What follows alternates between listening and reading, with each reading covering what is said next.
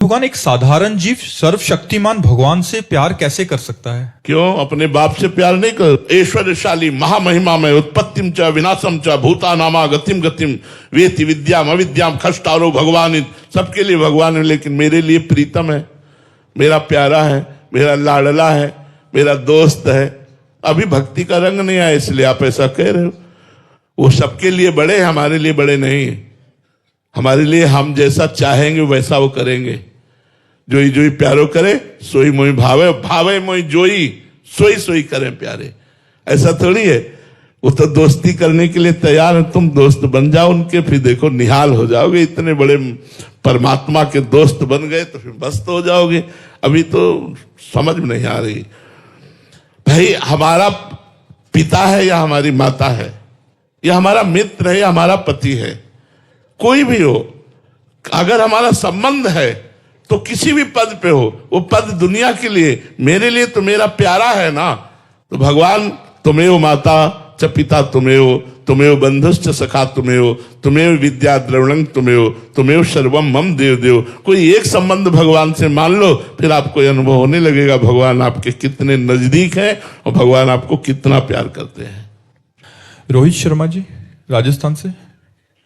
राधे राधे महाराज जी, शिष्य का पूर्ण समर्पण गुरुदेव के प्रति कब और कैसे होता है कि शिष्य और गुरुदेव का मन एक हो जाए, शिष्य और गुरुदेव अलग अलग ना रहें, एक ही हो जाएं, उनकी गुरुदेव की इच्छा शिष्य की इच्छा बन जाए, ऐसा भाव महाराज जी कब शिष्य के हृदय में? गुरुदेव के मन और अपने मन, इनके बीच में अहंकार है हमारा। गुरुदेव का मन भगवदाकार है, हमारा मन विषयाकार है। देहाभिमान के कारण हम अपने गुरुदेव में अपने मन की एक एक वृत्ति समर्पित नहीं कर पाते। देहाभिमान के कारण हम अपने गुरुदेव को गुरु साक्षात परब्रह्म तस्मै श्री गुरुवे नमः, ये मेरे परब्रह्म परमात्मा मेरे सामने गुरुदेव के रूप में बैठे हैं, ऐसा हम नहीं देख पाते हैं। यदि हम गुरुदेव की शरण में होकर गुरुदेव के बताए हुए मार्ग पर चलें और नाम मंत्र खूब जप करें और उनकी आज्ञा पर रहें। थोड़ा आज्ञा पर रहना कठिन होता है, क्योंकि कभी कभी हमारे मन के प्रतिकूल भी आज्ञाएं हो जाती हैं। हमारी क्या प्रत्येक जो गुरु आश्रित परमार्थ पे चलने वाले हैं, उनके गुरु की आसक्ति होती है, उनका मन गुरु में आसक्त होता है। वो केवल हृदय जानता है, वाणी से हम नहीं बता सकते कि कोई वस्तु या ये सब बाहरी बातें, कोई करुणा थोड़ी होती है, ये तो पापियों के पास भी है। आंतरिक कृपा, प्रिया प्रीतम से जितना गाढ़ आसक्ति और अपनापन होता है उतना ही दैन्यता आती है, और ये दैन्यता बिना गुरु कृपा के आ नहीं सकती। तो जो अपने को गुरु को समर्पित कर देता है, क्यों शब्द नहीं जीवन में ले जाना चाहिए। ऐसा गुरु जी ने क्यों बोला, ऐसा गुरु जी ने क्यों किया, बिल्कुल बिल्कुल गुरु समर्पित, एकदम उनके वस्त्र की तरह। जैसे उनका वस्त्र है, वो चाहे पैर पोछे, चाहे मुंह पोछे, चाहे हाथ पोछे, चाहे टांग दे, चाहे किसी को दे दे, उनका पूरा अधिकार। ऐसे मेरा तन मन प्राण सर्वस्व गुरुदेव को समर्पित। तब गुरु कृपा से मन प्राण चित्त अहम ये सब गुरुदेव को समर्पित हो जाता है। तो गुरु ब्रह्म स्वरूप है, तो मन कृष्णाकार, बुद्धि कृष्णाकार, चित्त कृष्णाकार। पर ऐसा बहुत कठिन है। अनुकूल बोले प्यार करें तो गुरुदेव, अनुकूल ना बोले प्यार ना करें, प्रतिकूलता दे, फिर गुरुदेव दिखाओ मान करके कि हमारे प्राणाराध्य गुरुदेव हैं, मेरे सर्वस्व गुरुदेव हैं।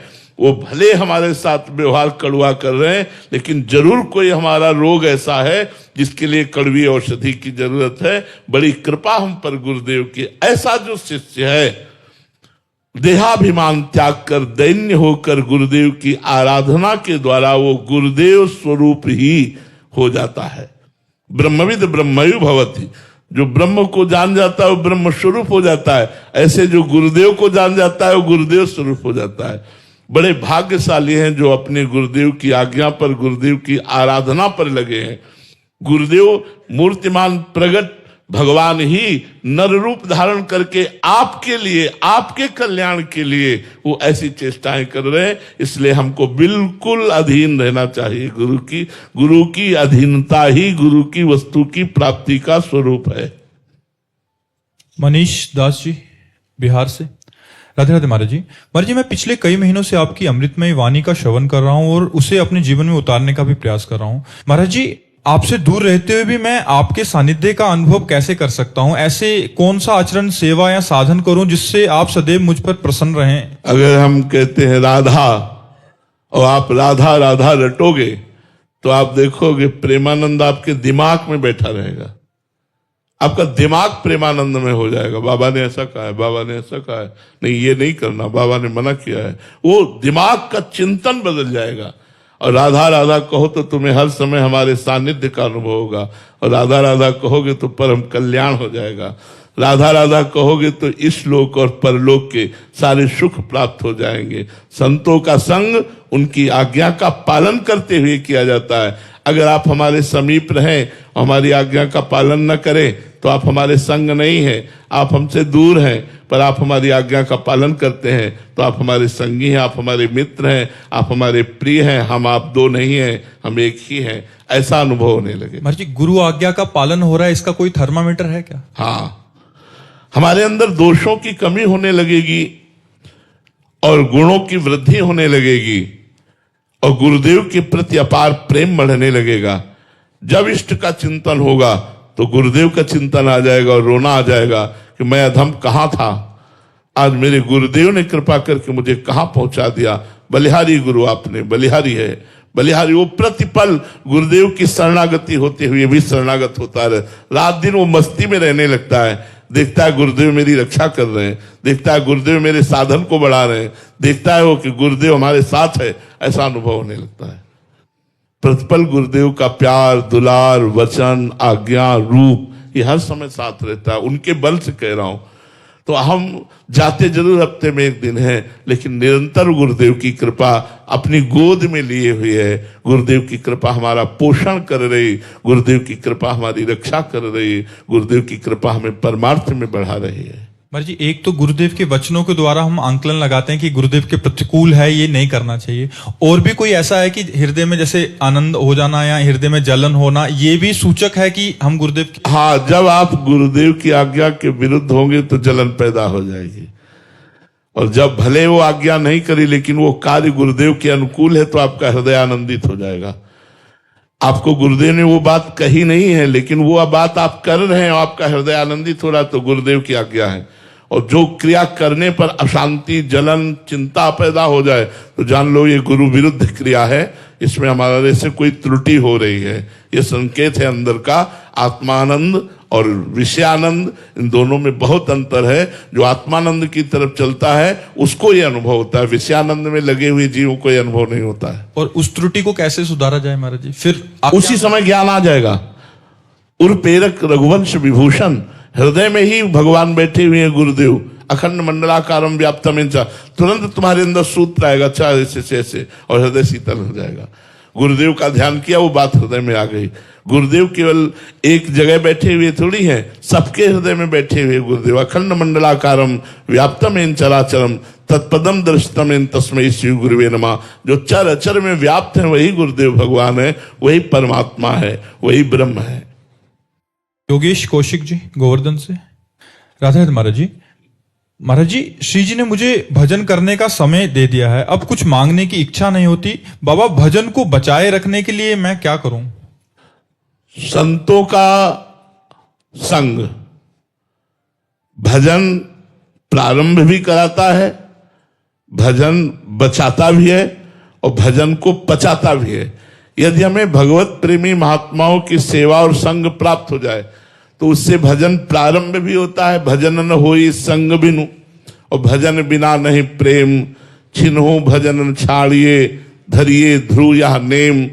एक क्षण के लिए भजन न रुके और हमें भजन करने का अभिमान ना आवे, ये संतों की संगत से होता है। तिनकी संगति रहत जाति कुल मद सब नंसई, संतत सेवक सदा भजत जे श्री हरिवंशई। जे रात दिन प्रिया प्रीतम में अपने चित्त को लगाए हुए हैं, ऐसे महापुरुषों का संग करने से अहंकार नष्ट हो जाता है। जाति का, कुल का, मद का, साधना का, अहंकार रहित साधना ही उत्तम अध्यात्म को प्राप्त कराती है।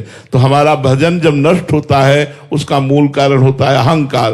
अहंकार के वशीभूत होकर किसी पर क्रोध कर देना, कोई प्रतिकूल व्यवहार कर देना, उससे हमारा भजन क्षीण होने लगता है। और जब हम दैन्य हैं तो हमारा भजन बढ़ता चला जाएगा। तो ये दैन्यता, अहंकार का नाश, ये संत समागम से होता है। संत समागम करने वाला अलग, लाखों में अलग पहचाना जाएगा कि ये साधु समागम करने वाला, ये नाम जप करने वाला, क्योंकि उसमें अहम नहीं होगा। अहम शून्य हृदय ही अध्यात्म राज्य में प्रवेश पाता है।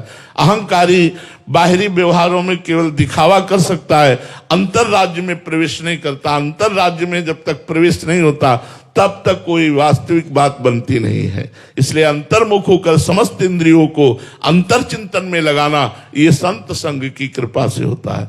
नाम जप और साधु समागम, ये दो आपको उत्तम अवस्था तक पहुंचा देंगे, आपके भजन को बढ़ाकर, बचाकर, पचाकर सिद्ध बना देंगे। बीनू बालाजी जम्मू से।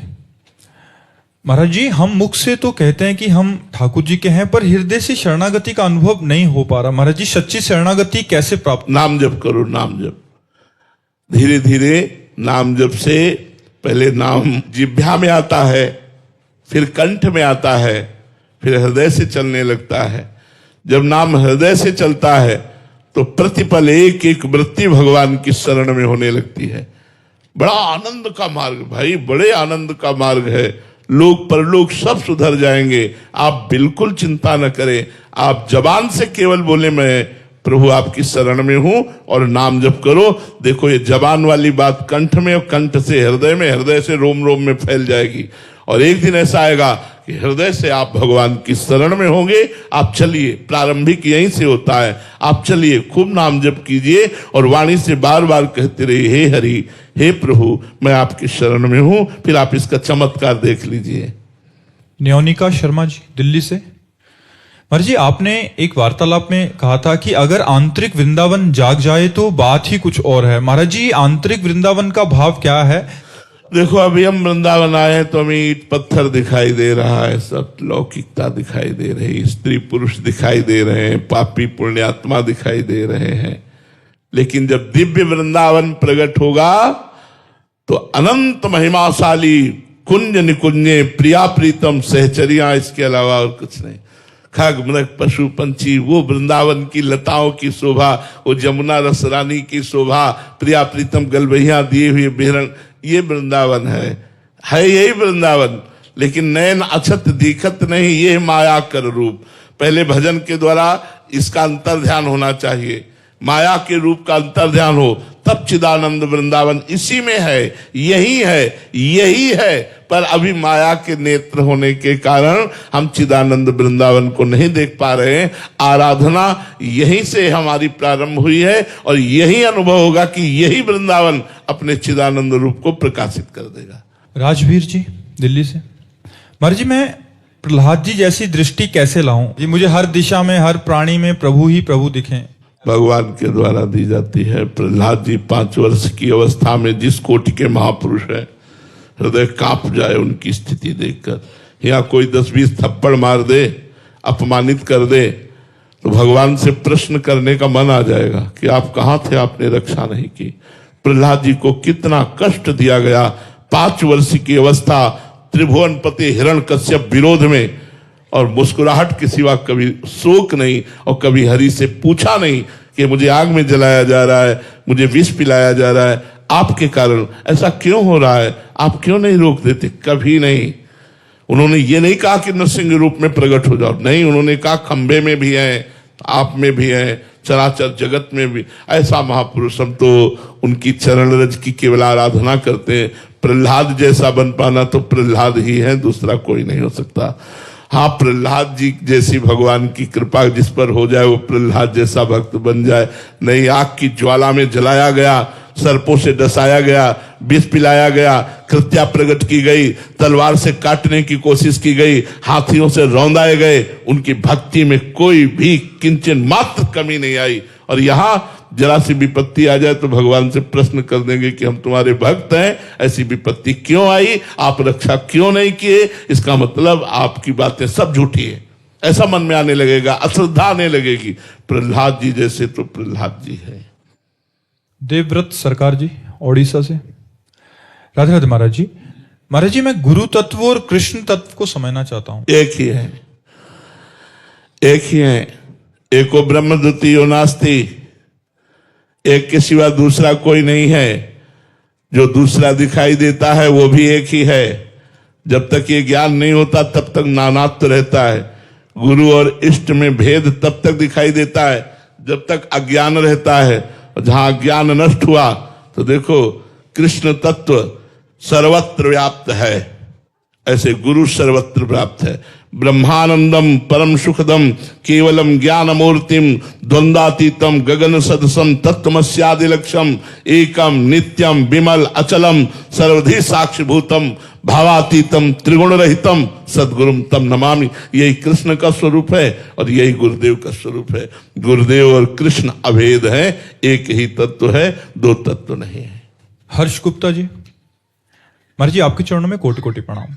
महाराज जी, भोरी सखी जी के द्वारा बोली गई ये पंक्ति, हूं तो नीच सबन नीचन में, अब तुम ही आन धरोरी, कब हूं तो श्री लाडली ऐसी कृपा करोरी।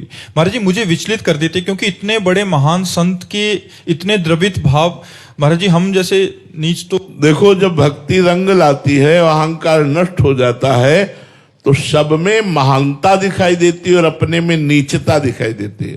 देखो, सूरदास जी महाराज इतने बड़े महापुरुष हैं कि स्वयं भगवान सामने बैठ करके पद सुनते हैं और वो आंख मूंदे हुए पद सुनाते हैं। वाह वाह, स्वयं भगवान करते हैं, बाबा और सुनाओ। फिर उनकी लीला के रस भरे पद सुनाते हैं। वह सूरदास जी महाराज कह रहे, मौसम कौन कुटिल खल कामी, जिन मुख को तन दियो ताको न भजन कियो, ऐसो नमक हरामी। मौसम कौन कुटिल खल कामी। जो महापुरुष जन है उनमें ऐसी दैन्यता जागृत हो जाती है कि वो अपने को सबसे अधम नीच मानते हैं और सब में भगवान का स्वरूप मानते हैं। ये भक्ति का रंग है ही ऐसा। अगर अपने में गुण हो और दूसरे में दोष दर्शन तो वो संसारी पुरुष है, वो भक्त नहीं। अपने में दोष दर्शन, दूसरे में गुणों का दर्शन, ये भक्त का लक्षण है। इसलिए भक्ति का रंग ही है तृणादपि सुनीचेन तरोरु सहिष्णुना अमानिना मान देन कीर्तनिया सदा हरि। अपने को तृण से नीच समझना और सबको सम्मान देना, वृक्ष के समान सहनशील होना, किंचन मात्र भी सम्मान ना चाहना, निरंतर भगवान का सुमिरन करना, ये सब भक्त में आ जाता है। जो ईमानदारी से सच्चाई से भगवान का भजन करते हैं उनके हृदय में ऐसा ही होता है। सोचो, दंडकारण्य के समस्त ब्रह्म ऋषियों का त्याग करके भगवान सबरी माता के पास जाते हैं। इतनी तो महान भाव वाली है। भगवान उनके द्वारा चखे हुए बेरों को स्वयं पाते हैं। भगवान नवधा भक्ति की स्तुति सबरी जी की करते हैं और सबरी जी अपने मुख से, जिनके सामने ब्रह्मराम बैठे हुए हैं, क्या कह रहे हैं? अधम ते अधम अधम अति नारी, तीन माह में मति मंद अघारी। हे पापों का नाश करने वाले प्रभु, मैं अधम से अधम, प्रभु मैं अधम हूं। आप सोचो, जिनके सामने भगवान बैठे वो अधम कैसे हो सकता है? तो महापुरुष है। हनुमान जी महाराज विभीषण जी से मिलते हैं, विभीषण जी से अपना परिचय बताते हैं और बाद में कहते हैं, असमय अधम सखा सुनु मोहू पर रघुवीर। मैं ऐसा अधम हूं पर मेरे पर भी भगवान की कृपा है। हनुमान जी ज्ञानी नाम अग्रगण्यम बुद्धिमताम वरिष्ठम, भक्ति के आचार्य, तो ये रस ही ऐसा भक्ति का है, जब हृदय में आता है तो अपने में नीचता का अनुभव होता है और सब में भगवान का अनुभव होता है। यही भक्ति का रंग है। इसीलिए बड़े बड़े महापुरुषों ने अपने को नीच, अधम, पतित ऐसा कहा है। जितेंद्र पाल जी कानपुर से, राधा वल्लभ श्री हरिवंश गुरुदेव। गुरुदेव, भगवान ने मांग की है निर्मल मन जन सो मोहि पावा, मोहे कपट छल छिद्र न भावा। गुरुदेव, क्या केवल निर्मल मन हो जाने से भगवान की प्राप्ति हो जाएगी? और निर्मल मन कैसे होता है महाराज जी? उस निर्मल मन की निर्मल पहचान क्या है? मन होने पर भगवान की प्राप्ति नहीं, निर्मल मन ही भगवान हो जाएगा। इंद्रियाणाम मनस्यास्मि, इंद्रियों में मैं मन हूं, भगवान श्री कृष्ण कहते हैं। मलिन मन होने के कारण, जैसे दर्पण है ना, मलिन होने के कारण हमें कुछ दिखाई नहीं देता, लेकिन जो ही दर्पण साफ हुआ तो अपना प्रतिबिंब दिखाई देने लगता है। ऐसे जहां निर्मल मन हुआ तो उसी निर्मल मन में भगवान विराजमान है, उसी मन में विराजमान। इंद्रियाणाम मनस्यास्मि, तोरा मन दर्पण कहलाए, उसी मन दर्पण में भगवान का साक्षात्कार हो जाता है।